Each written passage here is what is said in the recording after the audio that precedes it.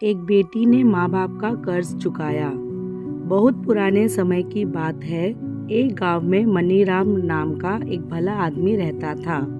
मनीराम बहुत भला आदमी था। हमेशा अपनी क्षमता की सीमाओं से भी बाहर जाकर लोगों की मदद करने का प्रयास करता था।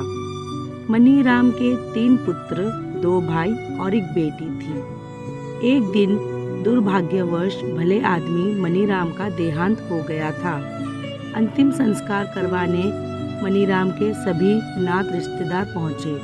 पंडित ने रस्म पूरे किए, अर्थी सजाई गई। मनीराम को अर्थी पर लिटाया गया। पुत्रों और भाइयों ने अर्थी उठाई और आगे बढ़े। मनीराम की बेटी यह दृश्य देख न पा रही, वह वही जमीन पर लौट कर रोने लगी।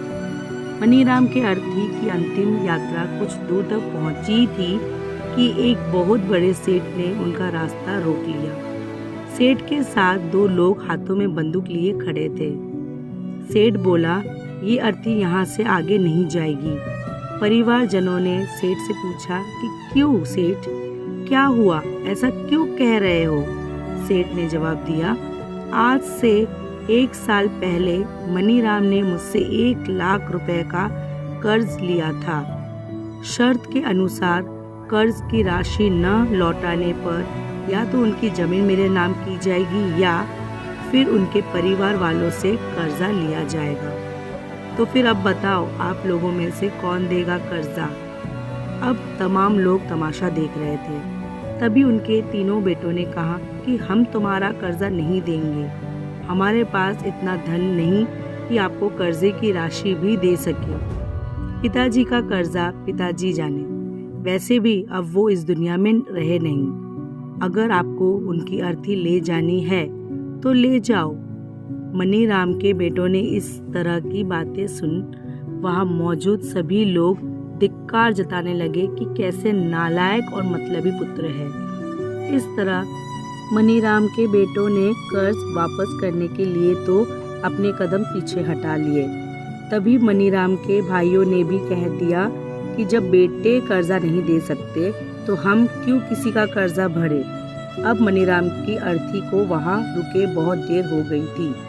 तभी यह बात मनीराम की एक बेटी तक पहुंच गई, तो वह भागे भागे अपने पिताजी की अर्थी तक पहुंची। तभी उसने देखा कि अर्थी का एक पाँव बड़े सेठ ने पकड़ रखा था।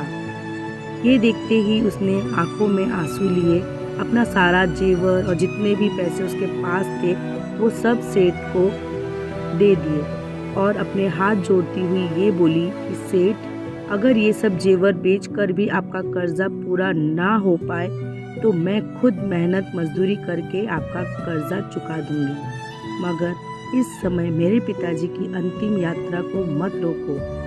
तभी उस सेठ ने अर्थी का पाँव तुरंत छोड़ दिया और बोला, अरे नहीं बेटी, तुम्हें ये सब करने की कोई आवश्यकता नहीं है, क्योंकि सच्चाई ये है कि मुझे एक समय में पैसों की बहुत ज़रूरत थी। मैं बहुत गरीब था। तब उस समय तुम्हारे पिता ने मुझे 1 लाख रुपए देकर मेरी मदद की। मनीराम बहुत भला आदमी था।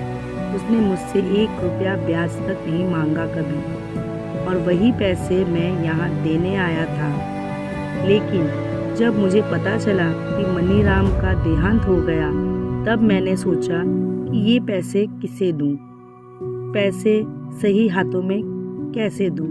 यह जानने के लिए मैंने ये सब नाटक रचा था।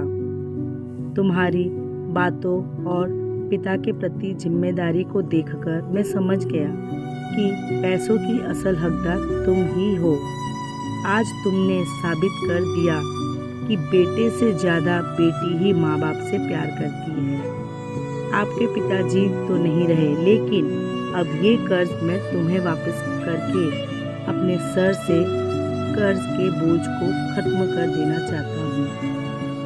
इसलिए कर्ज को तुम लो और मुझे कर्ज से मुक्त करो। सेठ बेटी को पैसे लौटाकर और अपना आशीर्वाद देकर वहाँ से चला गया। यह सब देखकर मनीराम के बेटे और भाइयों का सर शर्म से